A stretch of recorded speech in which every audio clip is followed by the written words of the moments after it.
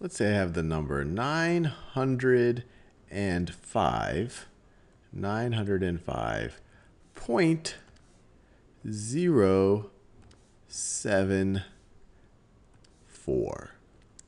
So how could I expand this out? What does this actually represent? So let's just think about each of the place values here. The 9 right over here, this is in the hundreds place. This literally represents 9 hundreds. So we could rewrite that 9 as 9 hundreds, or let me write it two ways. We could write it as 900, which is the same thing as 9 times 100. Now this is 0, that's just going to represent 0 tens, but 0 tens is still just 0, so we don't have to really worry about that. It's not adding any value to our expression or to our number. Now we have this 5. This 5 is in the ones place. It literally represents 5 ones, or you could just say it represents 5. Now if we wanted to write it as 5 ones, we could say, well, that's going to be 5 times 1. So far we've represented 905. 900 plus 5, or 9 times 100 plus 5 times 1. And you might say, hey, how do I know whether I should multiply or add first? Should I do this addition before I do this multiplication?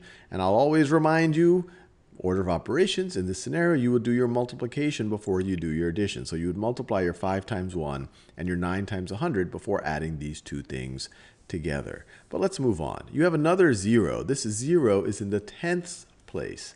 This is telling us the number of tenths we're going to have. This is 0 tenths, so it's really not adding much. Now or it's not adding anything. Now we go to the hundredths place. The hundredths place. So this literally represents 7 hundredths. So we could write this as 7 hundredths, or 7 times 100th.